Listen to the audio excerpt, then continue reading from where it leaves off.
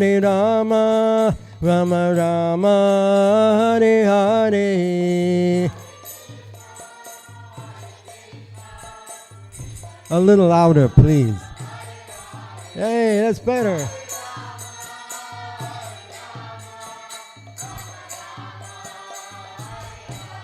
Hare Krishna, Hare Krishna, Krishna Krishna, Hare Hare, Hare Rama, Hare Rama, Rama Rama, Hare Hare.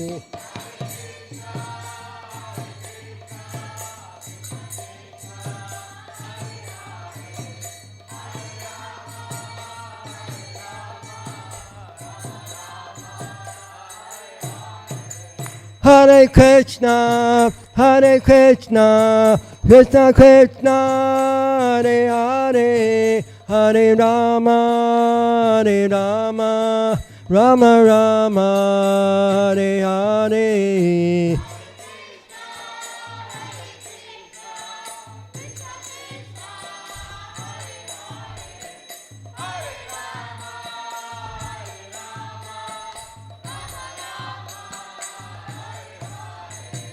Hare Krishna, Hare Krishna, Krishna Krishna, Hare Hare, Hare Rama, Hare Rama, Rama Rama, Hare Hare.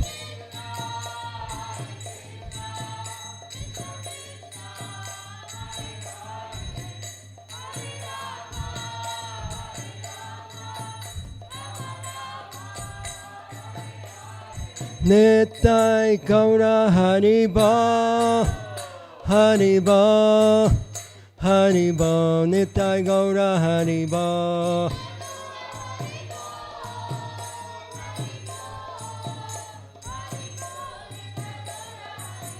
Nittai Gaura Haribo, Haribo, Haribo, Nittai Gaura Haribo.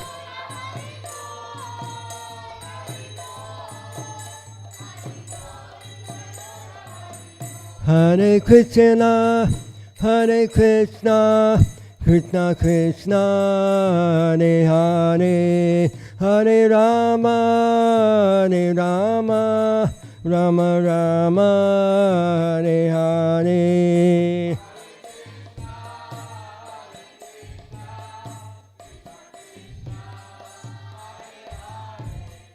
Hare Rama.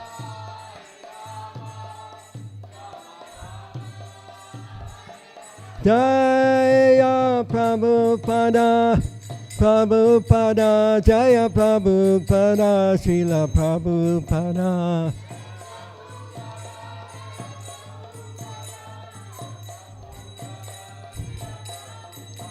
Prabhupada, Prabhupada, Prabhupada, Jaya Jaya Prabhupada.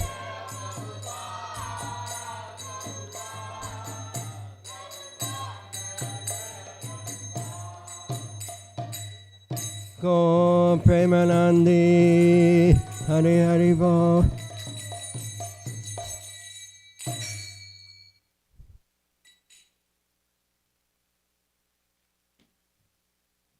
Jayam Vishnupad Paramahansa Purvikacharya Asatara Satta Sri Srimad. His Divine Grace Srila A.C. Bhaktivedanta Swami Srila Prabhupada Ki Jai. Jayam Vishnupad Paramahansa Purvikacharya Asatara Satta Sri Srimad. His Divine Grace Srila Bhakti Siddhanta Saraswati Goswami Prabhupada Ki Jai.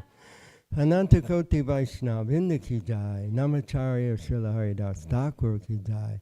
Prem Se Kaho Sri Krishna Chaitanya Prabhu Nityananda Sri Advaita Gadadhar Sri Vasari Gaur Bhakta Vrinda Ki Jai. Shri Shri Radha Krishna Go Gopinath Shaima Kunda Radha Kunda Giri Govardhana Ki Jai. Shri Vrindavan Dham Ki Jai. Shri Mayapur Dhama Ki Jai. Jamuna Maya Ki Jai. Ganga Maya Ki Jai. Tulsi Maharani Vrinda Devi Ki Jai. Bhakti Devi Ki Jai. Grantha Srimad Bhagavatam Ki Jai. Yuga Dharma Harinam Sankirtan Yogya Ki Jai. Brihamardanga Transcendental Book Distribution Ki Jai. Transcendental Krishna Prasadam Distribution Ki Jai. Gaur Premanandi. Samaveta Bhakta Vrinda Ki Jai. All glories to the assembled devotees. All glories to the assembled devotees. All glories to the assembled devotees. All glories to Sri Sri Guru and Gauranga.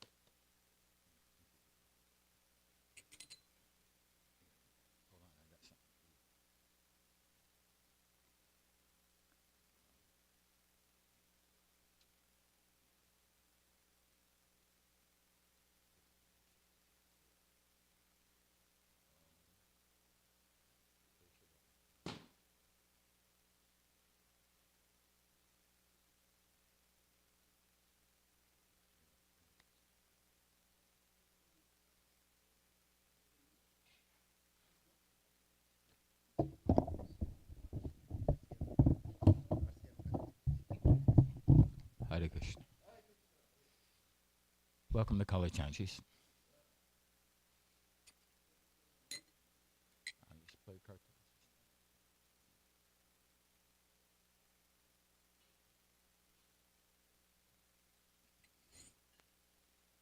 Hare Krishna. My name is Mishra Bhagavan Das. I live in Dallas, Texas.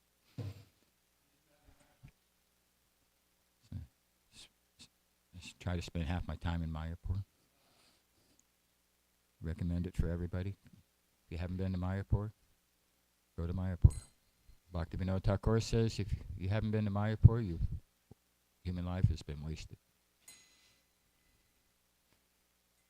But I'm a contaminated reservoir of sinful activities. Not really qualified to give class. I was asked to speak this morning, so I'll try to repeat the message of the words and pastimes of my spiritual master, who's opened my darkened eyes with the torchlight of knowledge. Jaya Radha Madhava Kunja Bihari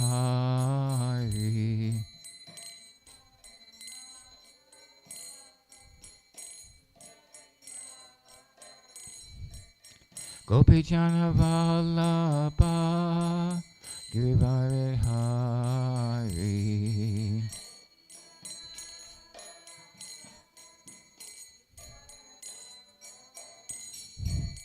Yasoda Nandana Braja Jana Ranjana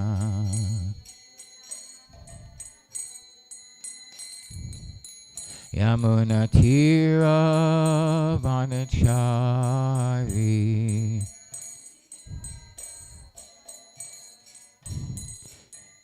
Jaya Radha Madhava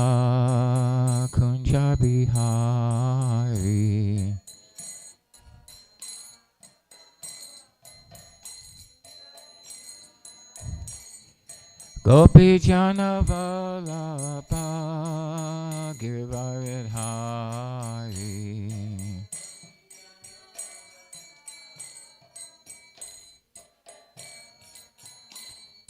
Yasodhanandana Braja Jana Ranjana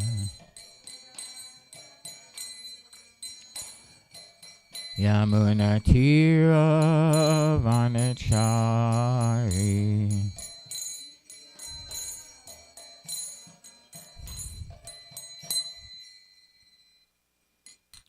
Om Namo Bhagavate Vasudevaya Om Namo Bhagavate Vasudevaya Om Namo Bhagavate Vasudevaya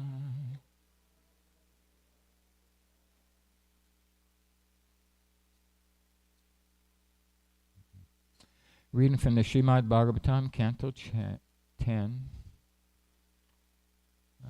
I believe chapter 3, text 13. I'm not sure how the system works. I know that it says 13 through 22.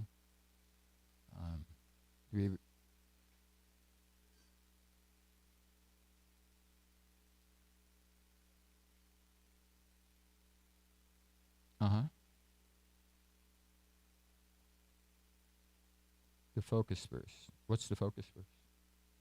22. I see. Okay. And how about the purports in between? Okay. Or I guess the purports could be homework. Right? So, let's read text 13.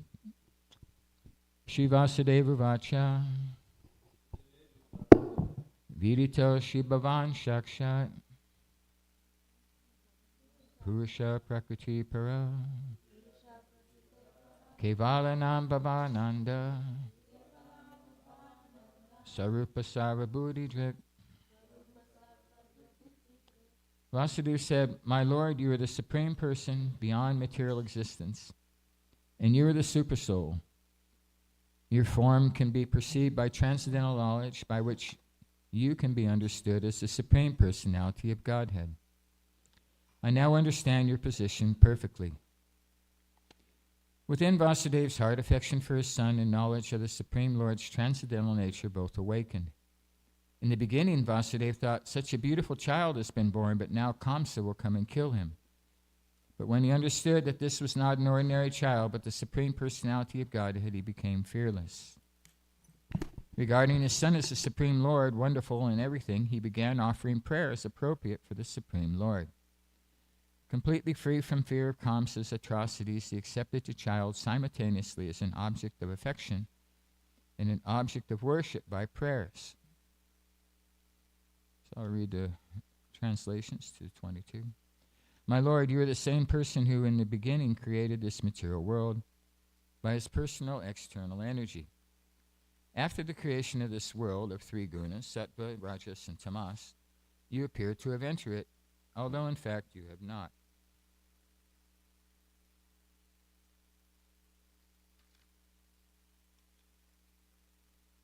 The Mahat Tattva, the total material energy, is undivided. But because the material modes of nature, it appears to separate into earth, water, fire, air, and ether. Because of the living being, Jiva Bhuta, these separated energies combine to make the cosmic manifestation visible. But in fact, before the creation of the cosmos, the total energy is already present. Therefore, the total material energy never actually enters the creation. Similarly, although you are perceived by our senses because of your presence, you cannot be perceived by the senses, nor experienced by the mind or words. With our senses, we can perceive some things, but not everything. For example, we can now use our eyes to see, but not to taste. Consequently, you are beyond perception by the senses. Although in touch with the modes of material nature, you are unaffected by them You are the prime factor in everything, the all-pervading, undivided supersoul. For you, therefore, there is no external or internal. You never entered the womb of Devaki, rather you existed there already.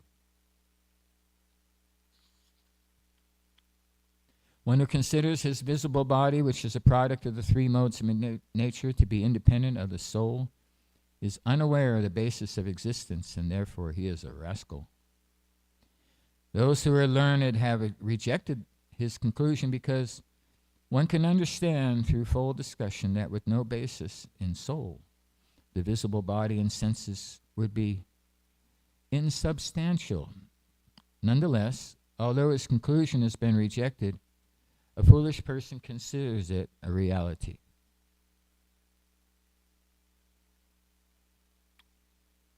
O my Lord, learned Vedic scholars conclude that the creation, maintenance, and annihilation of the entire cosmic manifestation are performed by you, who are free from endeavor, unaffected by the modes of material nature, and changeless in your spiritual situation. There are no contradictions in you, who are the Supreme Personality of Godhead, Param Brahma. Because the three modes of material nature, Sattva, Rajas, and Tamas, are under your control, everything takes place automatically.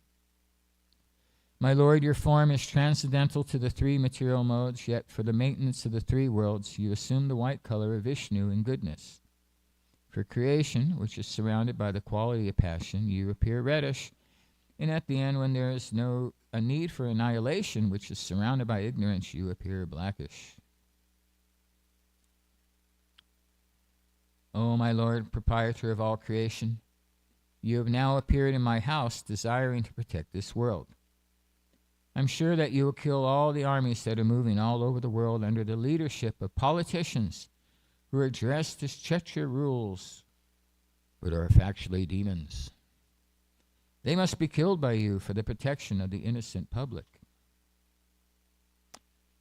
O my Lord, Lord of the demigods, after hearing the prophecy that you would take birth in our home and kill him, this uncivilized Kamsa killed so many of your elder brothers. As soon as he hears from his lieutenants that you have appeared, he will immediately come with weapons to kill you. Purport. Kamsa has here been described as asabhya, meaning uncivilized or most heinous, because he killed the many children of his sister. When he heard the prophecy that he would be killed by her eighth son, this uncivilized man Kamsa was immediately ready to kill his innocent sister on the occasion of her marriage. An uncivilized man can do anything for the satisfaction of his senses. He can kill children.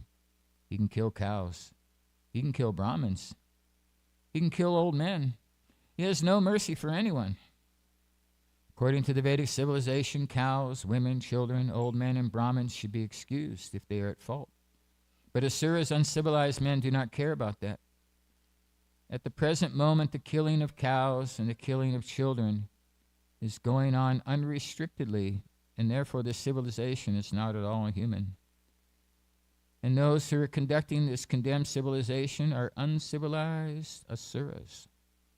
Such uncivilized men are not in favor of the Krishna consciousness movement. As public officers, they declare without hesitation that the chanting of the Hare Krishna movement is a nuisance. Although Bhagavad Gita clearly says, Satatam kirtayanto mam yantatas cha dridha vrata. According to this verse, it is the duty of the Mahatmas to chant the Hare Krishna mantra, Hare Krishna, Krishna Krishna, Hare Hare. Hare Rama, Rama Rama, Hare Hare. And try to spread it all over the world to the best of their ability. Unfortunately, society is in such an uncivilized state that there are so-called Mahatmas who are prepared to kill cows and children and stop the Hare Krishna movement. Such uncivilized activities are actually demonstrated in opposition to the Hare Krishna movement's Bombay Center Hare Krishna land. As Kamsa was not expected to kill the beautiful child of Devaki and Vasudeva, the uncivilized society, although unhappy about the advancement of the Krishna consciousness movement, cannot be expected to stop it. Yet we must face many difficulties in many different ways. Although Krishna cannot be killed, Vasudeva, as the father of Krishna, was trembling because in affection he thought that Kamsa would immediately come and kill his son.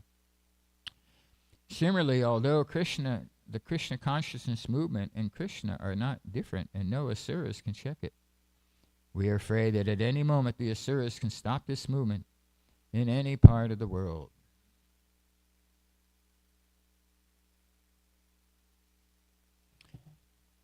So demons and devotees have been at war with one another since the beginning of creation. I discovered this in the Krishna book one day, Sunday in 1974. My day started off with going to church, as I did every Sunday morning, and we had a pastor who was trying to engage the youth, just like we have Sunday school here in College Hunties, and you bring your kids to the temple and you hope that they get into it. So this past year we had an outside service in our church. It was the Northminster Presbyterian Church, and there was about 25 teenagers, and we all sat in a half circle. And the pastor was a young man, he's under 30, so he was trustable, and he talked to us about what kind of musical instrument do you think God plays? I'm not sure where the pastor came up with. I think he was just trying to engage people, because the Bible doesn't tell too much about God. So he was trying to fill in the blanks, with this speculation. What kind of musical instrument does God play? So all the kids were guessing big stuff, like big brass, grand pianos, tubas, because they had an on-reverence thought of God, so they thought God must be like we think of God as, very, very opulent, everything big, forearms, weapons. So I guessed the flute when it was my turn. And there was 2 other kids that also guessed the flute. So out of 25 of us, there was 1, 2, 3 for the flute.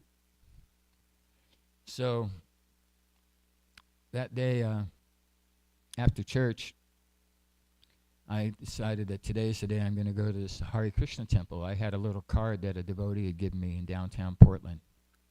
The kind of card that I like to give people on Sankirtan now. It's just had all the information in it. It said, chant Hare Krishna, chant this mantra, and your life will become sublime.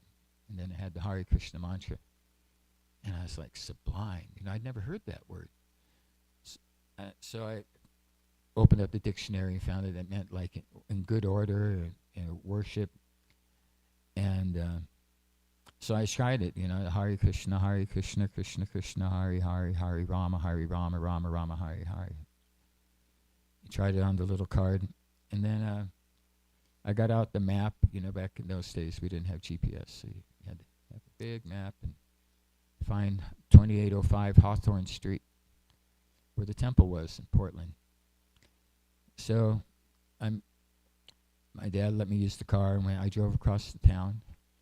And first, I came up the stairs. The temple was an old house, and as I got to the top of the stairs, then this Mataji said to me, you can put your shoes here on the rack. And I saw this shoe rack. It was like, the only time I ever seen shoes like that was in a shoe store. It was a shoe rack, and it was filled with shoes from top to bottom, about 10 feet tall. And then I came in, and I went up the stairs, and there was a little devotee named Adani Eswabhava. And he was painting a big, giant-sized picture of Krishna, Radha and Krishna, from the cover of the Krishna book. We all seen old Krishna books, and Radha and Krishna on the front. And this is a full-size painting. And he'd been working on it for months. It was almost done. So he said to me, this is God. And I looked up, And guess what God was doing? He was playing the flute. And I said, I've always felt that God played a flute. So I was convinced right there, well, this is God. God plays the flute. I knew God played a flute. This looks like God. This is as good a representation of God as any I've ever seen. The Bible just says that He creates everything. He's great. He has a son named Jesus. But now this was something new, that God plays the flute, and this is what He looks like. So then Dina Bandhu gave the lecture, and he talked about how we're all not this body, and that the body changes, just like right now you have a young lady's body before you had a child's body. Or we have changing bodies right here in this room, different ages. And it's mentioned here that all the material elements are eternal. That's what Vasudeva's saying to Krishna. So the material body changes. Eventually it goes into oblivion. But all the elements continue to exist. The body gets old, it dies. We always say, this is me. So Dina Bandhu kept saying, this is me, but the body's changing. That was an easy example to understand. And then we went on to the Kirtan. We had the Artik, and the Artik was so ecstatic, and everybody was jumping and dancing and chanting, so I couldn't help but just getting into it. And then came Prasadam. The Prasadam back then was, I don't know if any of you know Mother Akuti in Alachua. She was the cook, her and Dina Bandhu. So the Prasadam was just absolutely ecstatic. Somehow they had 15-gallon pots full of ghee in the kitchen, like about 3 of those, and a whole wok full of ghee. And there wasn't any oil in the kitchen. Everything was all demigod food. And then, samosas, different kinds of sabjis, chutney, sweet rice, halva. I was amazed. I'd been a vegetarian, but I'd never seen anything like this. So after that feast, I said, well, I'm going to eat like this every day for the rest of my life. And by Krishna's mercy, I've been able to do so. And then there was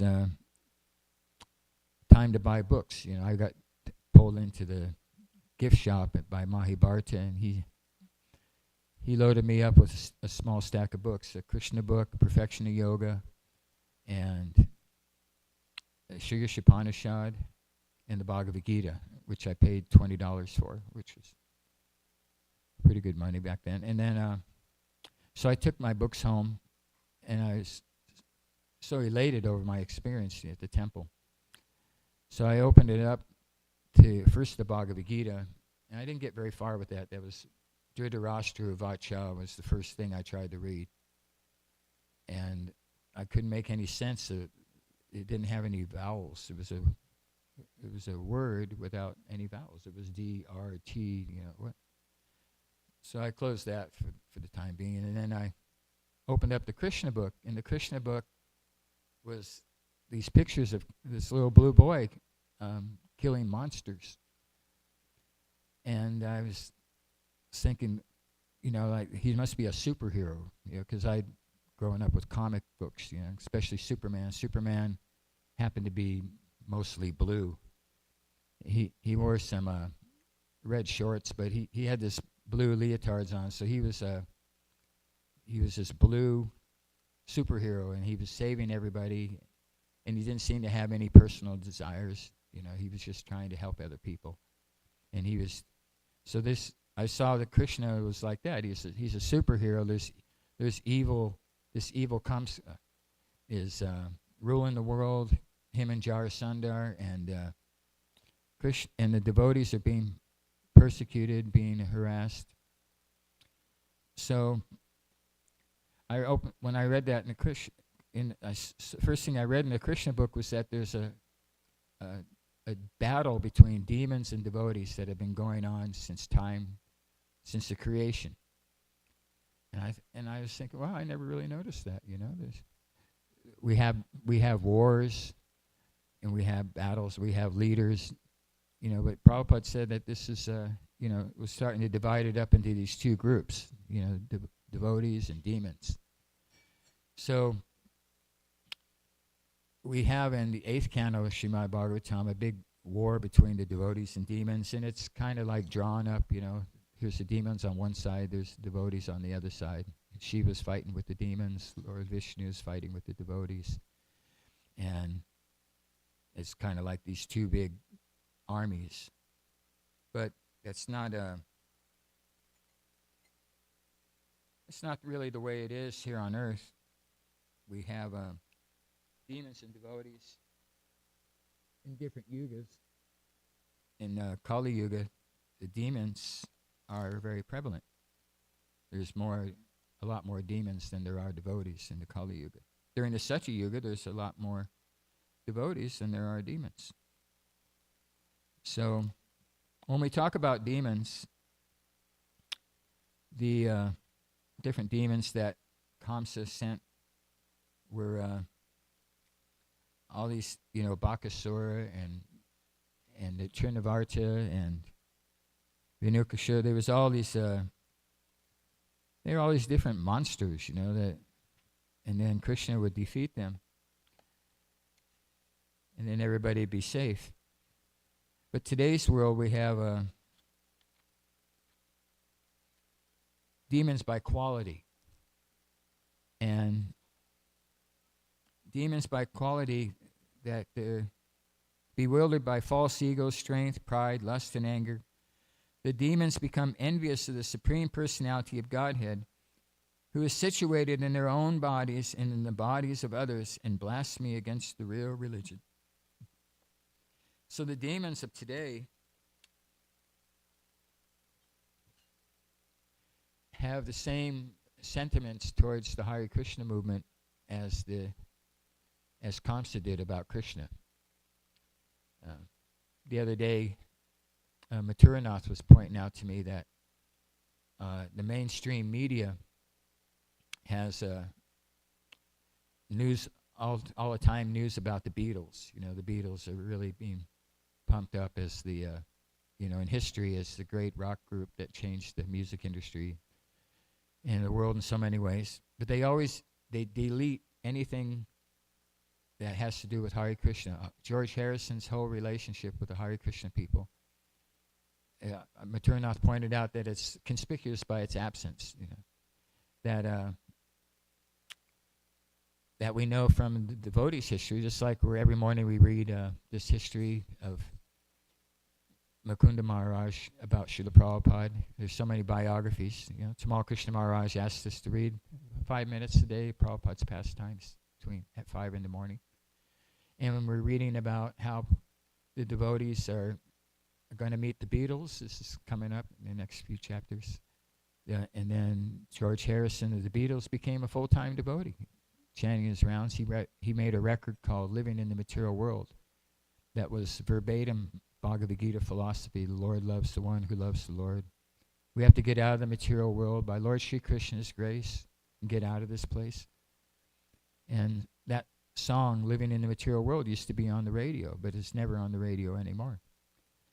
And then there's new artists coming out that sing the My Sweet Lord. They cover it, and they like Bruce Springsteen and some others. They delete the Hare Krishna Maha Mantra from the song My Sweet Lord, and they don't sing that. They just sing Hallelujah.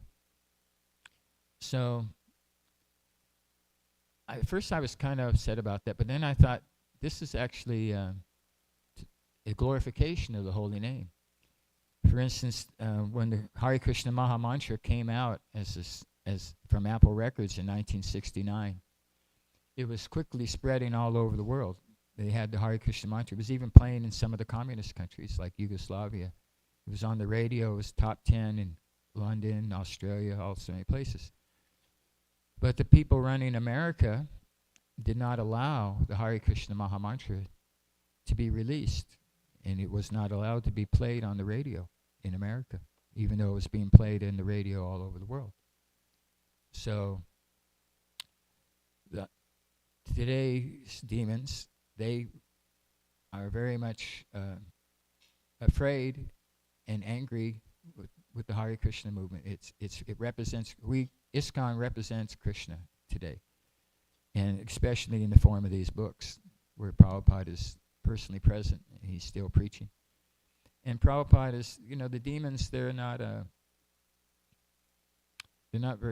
stupid. They're just really evil. And they connected that if everybody starts chanting Hare Krishna, they become Hare Krishna people, and then they don't buy Coca-Cola, for instance. Prabhupada says that Coca-Cola is useless. Now, the demons that run the Coca-Cola company are very alarmed over the Hare Krishna movement, but they feel like it's not going to go anywhere, so that they don't have that much to worry about. There was a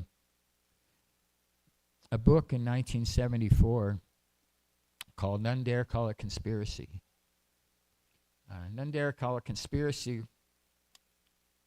was a book that a lot of devotees found very interesting. It describes how communism was invented, and that the people who run the world, how they got to be where they are. And they run the banks, they run the media, and they run, it seems like they run everything. And they presented this book to Srila Prabhupada, and Prabhupada said, yes, this is true. There's always been just a few families that have run the world. We know this with the Battle of Kurukshetra. And it was a conspiracy, they call it, people who think like this, conspiracy theorists, right? So the Battle of Kurukshetra was the Kauravas conspired to kill the Pandavas and take over the world, because we always see that there's somebody in charge. Everybody in the material world answers to somebody above them, right? Like where I work at the sports stadium, there's like 300 people that work inside the Cowboy Stadium. But there's only one boss. There's one man who owns the whole thing, and everybody answers to him. And he answers to somebody. The millionaire answers to takes orders from the billionaire takes orders from the trillionaire. And eventually, in history, there's always been one person on the top of the world. Prabhupada calls them little Hiranyakasipus, today's demons. And a little Hiranyakasipu can dominate the whole world, but the whole world's really not very big. Even Hiranyakasipu, he was the Lord of the whole universe. He took over the throne of the King of Heaven, and now he's the King of Heaven. But for Krishna, it's really not very significant. When Krishna exhales as Lord Narayan, billions of universes, every pore of his body emanates a universe. And every one of those universes is just like a big bowl of mustard seeds, and they just come floating out, and they're so small, we all know a mustard seed's pretty small. When I was a little boy, we used to have mustard that grew on the side of the hill behind our house, so we could get on cardboard and you slide down the mustard plants. So mustard seeds, we saw a lot of mustard seeds, and they were very tiny little things. So Hiranyakasipu is thinking, I'm a really big guy, but he was just inside a tiny, itty-bitty little universe. And within that universe, there's this little planet called Earth, and on this Earth, there's demons that are very powerful, and they really think they're very powerful, and they think they're doing everything. But actually, everything's under Krishna's direction. They're always under the modes of material nature, under the influence of the time factor. So you have these demoniac leaders that run the world, and they don't like Krishna consciousness. They say society is in such an uncivilized state that there are so-called Mahatmas who are prepared to kill cows and children and stop the Hare Krishna movement. So I read in the teachings of Queen Kunti that demons want to kill cows and Brahmins. That's Those are the enemies of the demons. They don't like cows and Brahmins. And especially this Brahmin, Srila Prabhupada, His Divine Grace A.C. Bhaktivedanta Swami Srila Prabhupada has them really concerned because Prabhupada is representing Krishna, and they don't like Krishna. So here's Krishna's representative, and they want to do something. They want to keep us from expanding. There was one devotee told me that there was a big banker in New York that he approached him on book distribution, and the man told him, he said, we've read your books and we know where you're coming from, but I don't think you're ever going to be organized. You can't even answer your own telephone. So we're not worried about you very much. But the Krishna consciousness movement is the solution. Like, we're not fighting the demons today in like the Battle of Kurukshetra. Lord Chaitanya, there's so many demons now that the only hope is the Sankirtan movement to kill the demoniac mentality of people. And we're trying to do it here in the city. Prabhupada wanted householders to live in the farm communities, and then each temple would have a farm community, and then they would make milk products and ghee, and then it would sell to the temple, and the temple in the city would have a restaurant, and it would buy ghee from the farm, and the kids would be all raised in Varnashram Dharma on the farm community. And then the city was preaching. So we ended up with our community within the city.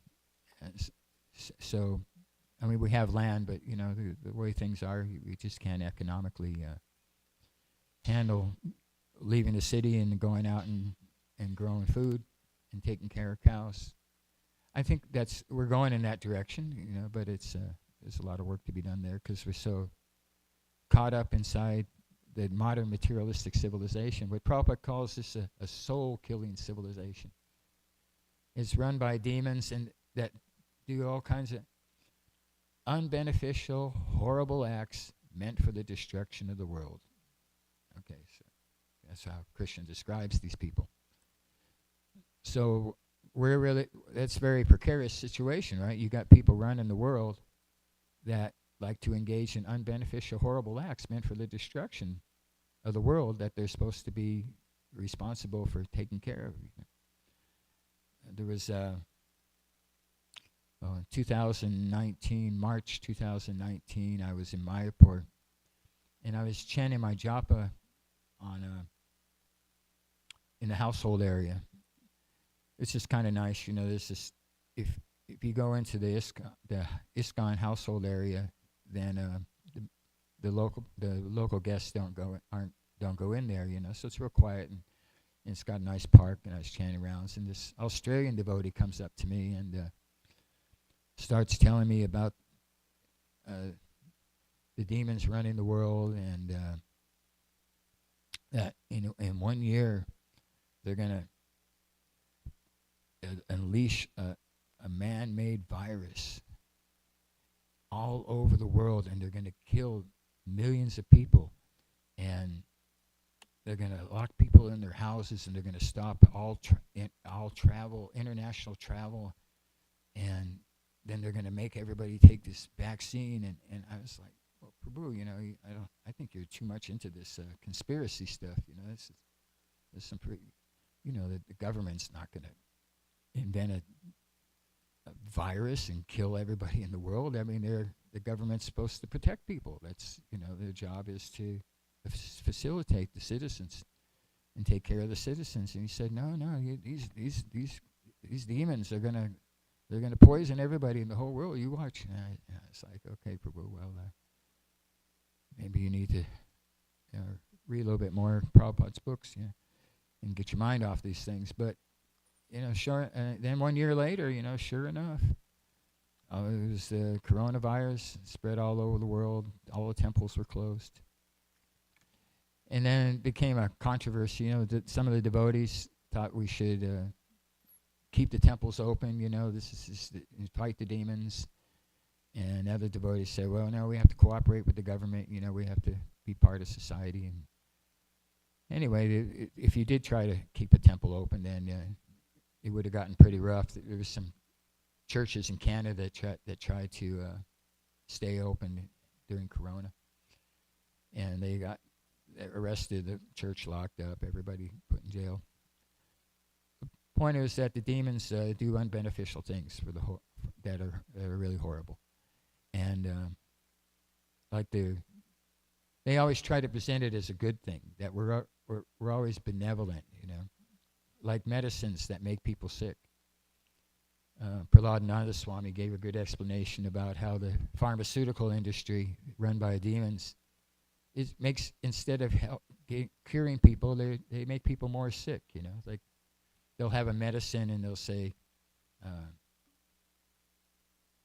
Numbedall cures repeated urination, and it's available. Ask your doctor if Numbedall is right for you. And this medicine is going to give you vomiting, nausea, internal bleeding, possibly death, but it'll cure your problem that you have this with your bladder. So medicine shouldn't make people sick, really. Medicine. Prabhupada gave us medicines. Prabhupada was a doctor, pharmaceutical and expert, and he said that, like Narottam told me that Prabhupada said that you should have an orange every morning. That an orange is like gold in the morning. So you can become healthy just by simply chopping up an orange and taking the juice out of it. And on an empty stomach, it's full of medicinal properties. And then there's ginger root. Ginger root's an amazing medicine. Cures sore throats, all kinds of things. And of course, an apple a day keeps a doctor away.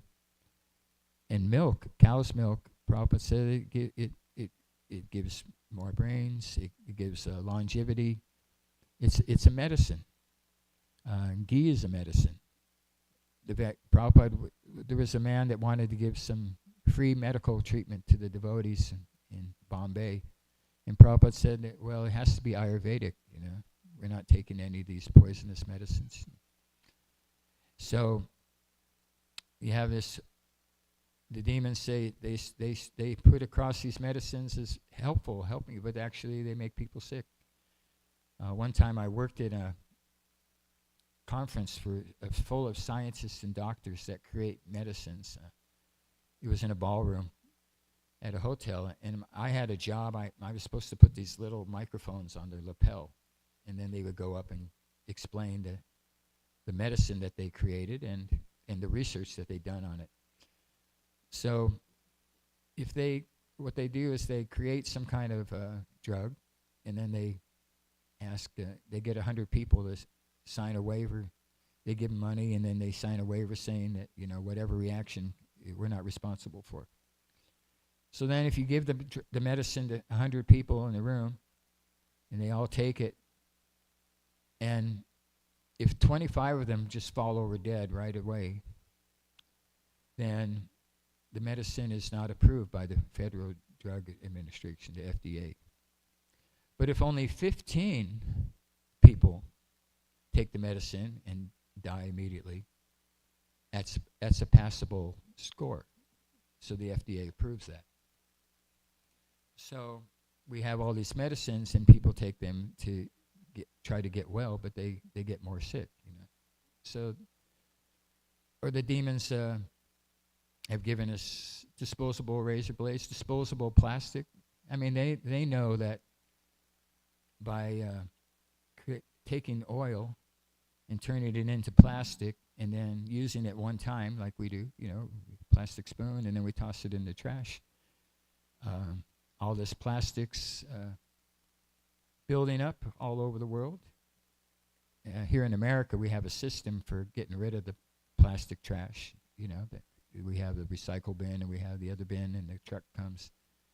But in India, there's none of that. Not exactly none, but not very much of it. Mostly people just use plastic products and throw them on the ground.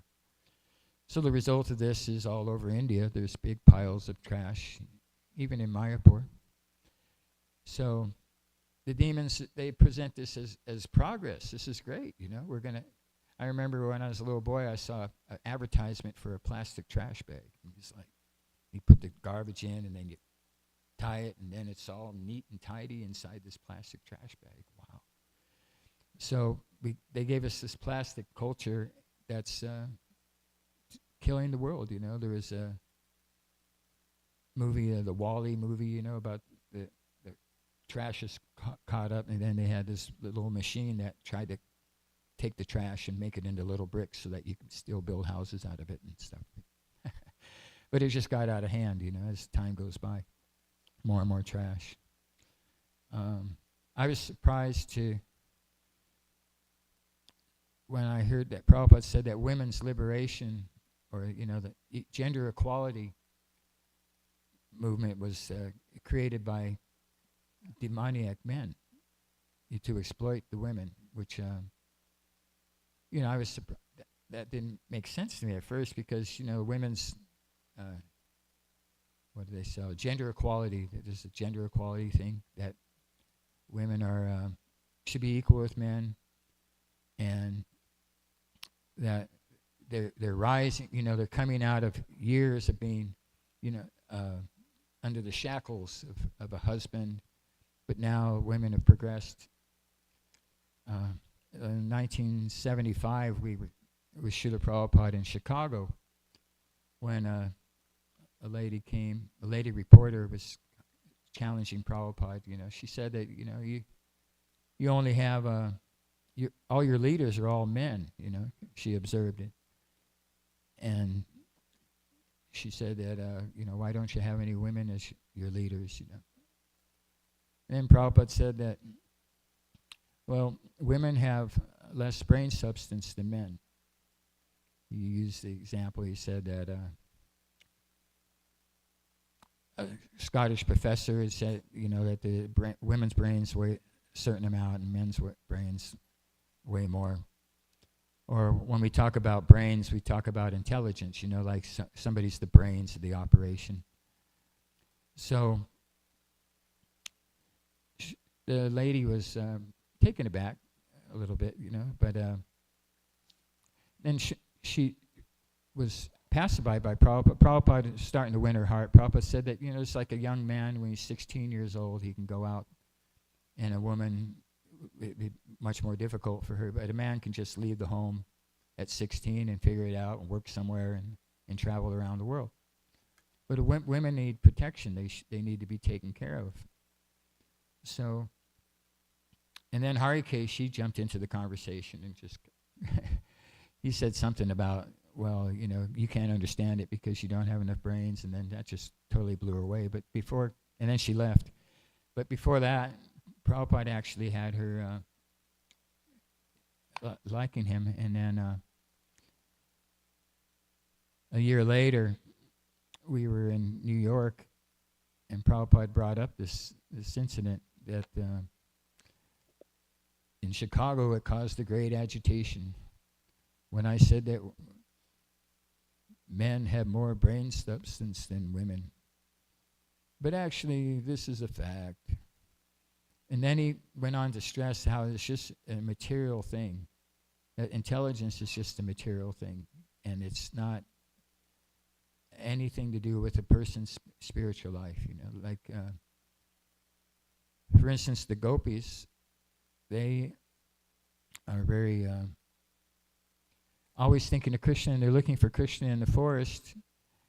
And who would Krishna rather spend his time with? Would Krishna rather have the rasa dance with the gopis or with a team of nuclear scientists? Because men have big brains, and women, this is somehow some kind of controversy. We can't if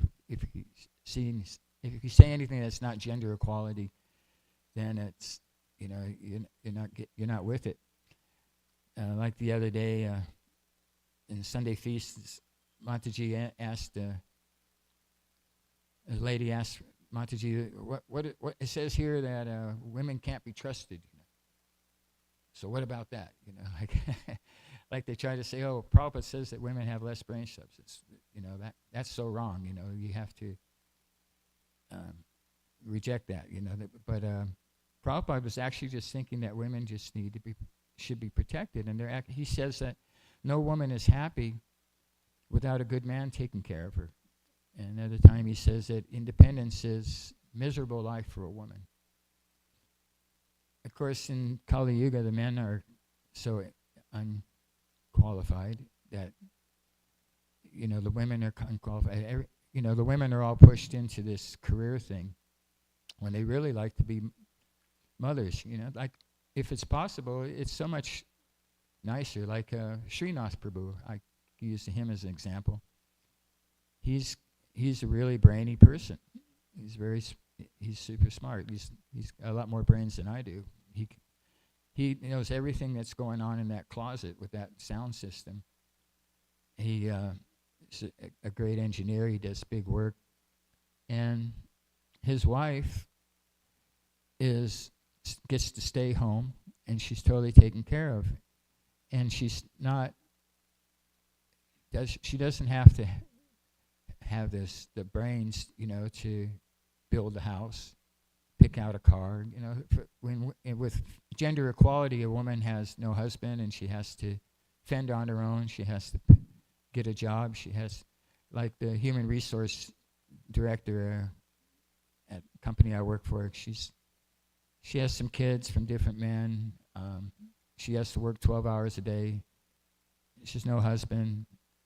So she has to drop the kids off one at a daycare center, one at school, and she has to work all day. Then she has to pick up the kids. She has to cook dinner, or put something in the microwave. The modern civilization, and they talk about, in Prabhupada's time it was liberation, women's lib. Now we call it gender equality. But what it really turns into is women not having a husband and having to work. Like I said, like with Srinath, his wife's at home, and she doesn't strike me as like super intelligent, having lots of brains, but she has lots of love for that child and the kids, and she doesn't have to worry about so many things because her husband's taking care of that. He's taking care of it because it's nice in Kali Yuga to have a good example, because men aren't taught how to take care of a wife and take care of a family, and society actually discourages marriage. And now I see it even in India. It's becoming, and I'm seeing that young ladies are now, they get their degree and then they get to score, they get to come to America, but they don't get to have a family. They have a career in front of them. Oh, you lucky girl. Like in Mayapur, there's a picture of a girl. She's in her outfit, for graduation, and she's got the degree in her hand, and the idea is that could be your daughter. Look at that. She's got that degree. She's got the hat, the flat hat. What does it say? Well, this is a pot of gold. This degree, she's you'll send her to America. She'll send money back with Western Union and take care of the whole family. And so in this way, women are not taught to be mothers in Kali Yuga. They're not taught to be servants of their husband. They're taught to be independent and have a great career. But I don't think it's, well, this, you ladies, would have to explain this, but you want to have a child, you want to have a family, right? Isn't that natural? So the demons, they try to eliminate the family unit. Tamal Krishna Maharaj talked about that they like to, that's one of their things, is to eliminate the family unit. They want to exploit women. Having women in the workforce instead of being able to take care of their kids. It's really a lot of misery there. Like I was seeing this heavy-set African lady at Walmart pushing a bunch of trolleys, the baskets, and she's pushing these baskets, and just like 100 feet of baskets, and she's, pushing them into the Walmart. And, I was thinking, wow, this is women's lib right here. She has the full opportunity to suffer, just like a man pushing these baskets. So, Prabhupada, he was always caring for women. That's why his female disciples, they always felt care and protection from Srila Prabhupada, because that's what men are supposed to provide. And in Kali Yuga, run by these demons, there's people that the family unit's just all broken up in so many ways, in so many cases. So the demons, they present this as progress.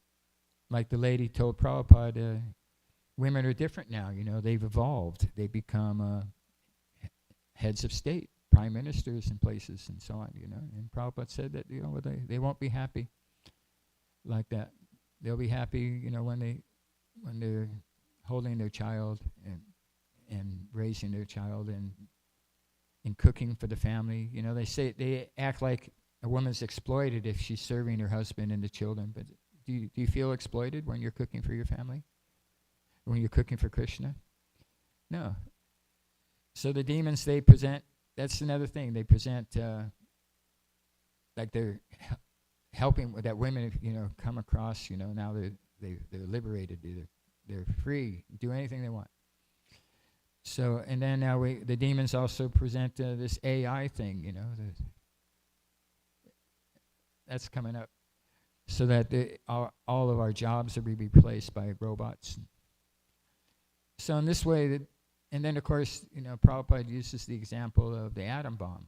Now, that's it took a lot of brains to create the atom bomb, but the result is just nothing but danger to the whole world. Prabhupada says they'll use the atom bomb just like we use a car. You didn't build it not to use it. So in this way, Kali Yuga progresses, and demons are, they're not just mythology, like that's what they try to say, like your Hindu religion. And we first heard about mythology, that the Greeks had mythology, and the idea was that they believed, everything they believed was not really real. The only thing that's real is Christianity. So the demons and the devotees have always been fighting, and will continue. That we are possibly persecuted by giving Krishna consciousness to others, but that's the sacrifice that we know that Krishna will protect us. And Vasudeva now that he's realized Krishna's God, he's not afraid of Kamsa anymore.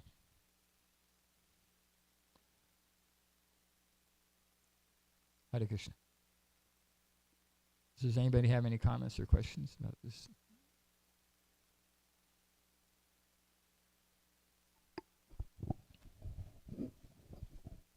Hare Krishna.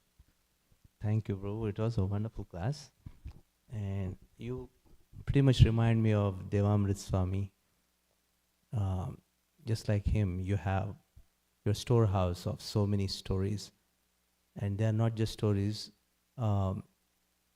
It is said the self-realized soul is constantly practicing Krishna consciousness, and they are imbibing more and more unflinching faith in the process of Krishna consciousness. At the same time, they are losing their confidence and faith in the materialistic propaganda and their activities. So that's what I see in your life.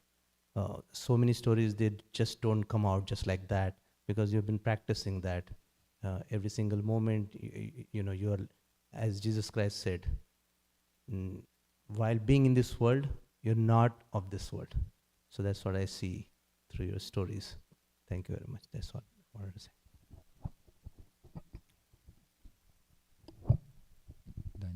Hi Krishna Prabhu, thank you for class. For me personally, I'm very aware of, I also read a lot of conspiracy theory, but what helps me is not to be consumed by everything that is going wrong. As we know, it is meant to go wrong.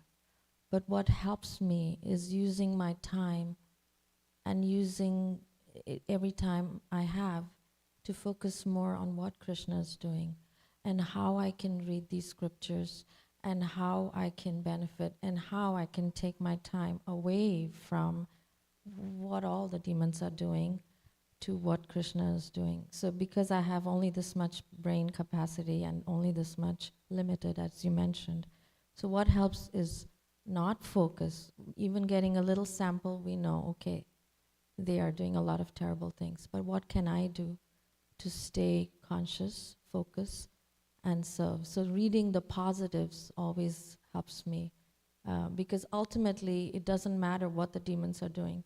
What matters is how I'm staying positive and Krishna conscious. And the other facts you brought about women needing protection, and that's really, yes, wonderful. But I also like to think and remind myself these pastimes that we've heard from devotees. And there's this one example that His Grace Gauranga Prabhu quotes, is that one time Mother Sita, she was playing with her friends, and she picked the dhanush chop, the bow, with her left hand just to pick some flowers for her friends. And the soldiers, they related this to Maharaj Janak, and he was aware how powerful his daughter is. And so he said that whoever gets to marry my daughter has to be able to at least pick up the bow. So not that the women, that she wasn't intelligent or she wasn't powerful, but she required someone just as intelligent and powerful to be her husband. Even Draupadi, she could protect herself. She was very qualified, she had mystic siddhis, but she waited for her husbands to come and protect her, or to, when she was in the forest. I'm using another, and of course when she was protected by Krishna. So if we, just say women are not happy doing jobs, or women, that may be the need and situation. And, if they are taken care of in their family situation, doesn't mean that they're less intelligent. I will never say that Srinath Krishna's wife is less intelligent. She just uses her intelligence to take care of the next generation. She may be just as intelligent or even more, who knows? It's just that she's utilizing it as needed. And if a need arises, she can use that intelligence in other ways also. So taking care of the kids, like you mentioned, is the most important thing. And bringing up the next generation is, we should use all our intelligence to do that. And if the facility provides, it's great. But if the woman is needed to take on some other responsibilities, she's fully capable. And so it doesn't matter that way what she is doing, but they're very intelligent that way to know what they need to do so that the children and the next generation are brought into this world as safely as possible. Those were some of my thoughts. Thank you. Well, intelligence isn't the criterion for devotional, for Krishna consciousness. That's Prabhupada's main point. Like the gopis, they wander through the forest looking for Krishna, and they talk to the banyan tree. And they ask the banyan tree, "Have you seen Krishna? Come this way." And then they talk to the ashok tree, and they talk to the different trees and plants and flowers. And meanwhile, Radharani, she's talking to a bumblebee. She's saying, you said you're an unreliable messenger from an unreliable master. And the simplicity of the gopis is adorable, And a scientist might say, "Oh, that's, talking to trees and plants, it's not really very intelligent." We've done research and found that if you talk to a banyan tree, it can't hear you or respond. they could say like that. Or talking to a bumblebee. We've done research. We put the bumblebee, and as soon as we open the door, the bumblebee just flies away. We're not able to talk to it. So they may say that that's not very intelligent, or it's not very scientific. To be talking to bumblebees and plants. But it's Amrita. It's completely sweet with the gopis. Their simplicity, their love for Krishna. All they know is Krishna, and they know that Krishna is God. Sometimes they'll say like, "Oh, Krishna, in one of your other incarnations, you acted like this." But the point is that intelligence is just like Mataji was saying. That there's men who are more intelligent, and there's men who are less intelligent. There are women who are more intelligent.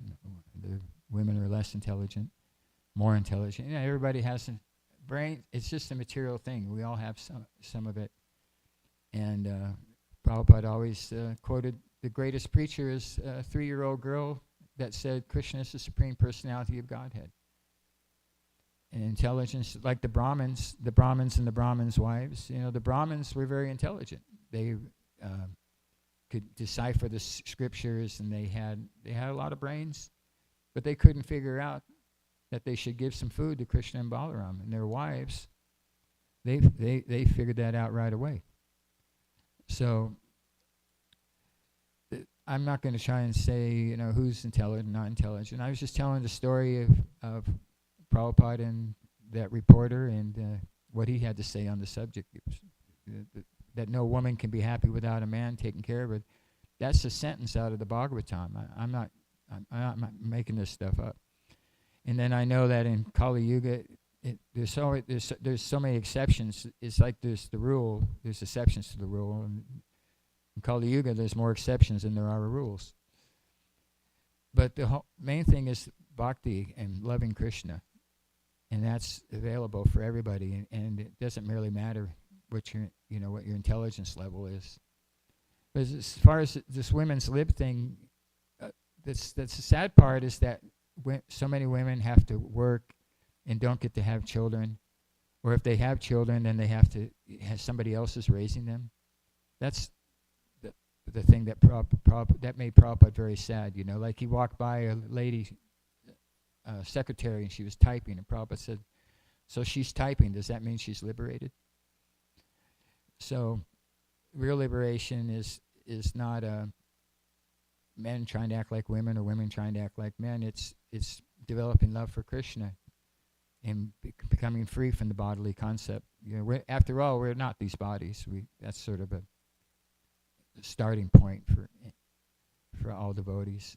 So it doesn't matter, just like Bhakti Tirtha Swami was, somebody said something racial to him, and he complained to Prabhupada, and Prabhupada said, "Well, if you think you're the body, then it's your problem." Yes, Mataji.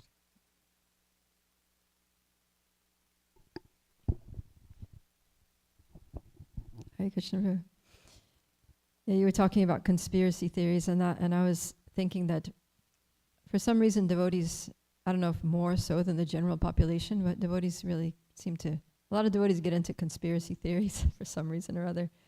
And frankly, I think it's a form of Maya that enters into our consciousness, that, we get caught up in these things and spend hours talking about, oh, this happened in the world and that happened and this terrible thing and that terrible thing, and debating about what women can and can't do, and debating about which Bhagavad Gita is better, the 1972 or the 1983, and debating about whether, the souls fell from the spiritual world or whether we started off here or whatever. There's so many controversies and conspiracies and things, and devotees get together and spend hours talking about this. It's all over the internet. And it's just a lot of Maya, to take devotees away from actually talking about Krishna and chanting Hare Krishna. And, and it ruins relationships. It causes tension and schisms and politics. And it's just Maya's way of slowing down the spread of Krishna consciousness, the advancement of our movement. and our own personal spiritual advancement. So, yeah, I would like to ask you to be careful to not propagate these kinds of things as like things we should be talking about. Because, yeah, the world is a terrible place. Bhaktisiddhanta Saraswati Thakur said that one who thinks that this world needs to be reformed, he needs to be reformed. Because it means you don't have faith that there's a supreme controller. So we practice Krishna consciousness. We're not out to like change the corrupt politics or whatever like that. We chant Hare Krishna, we have our program, and leave the rest to Krishna, and we focus on Krishna. Yeah, it's just like that devotee that told me about, that predicted the coronavirus thing coming. Because he was just like totally into it. So he's reading everything about, all these trillionaires and, what demons they are and what they're doing around the world. But his knowing all that didn't do anything to help the situation. And other people too, you're right. Our only solution is hearing and chanting about Krishna to all these problems. And then that's the wonderful facility that we have. So Prabhupada gave us so much knowledge, and he wanted to give everybody the love of Krishna. And he wanted to establish Vedic civilization because he knows that people will be happier if they live according to Vedic civilization. Like if they don't, Prahlad Swami explained that if they don't start learning how to grow food, we're going to run out of food.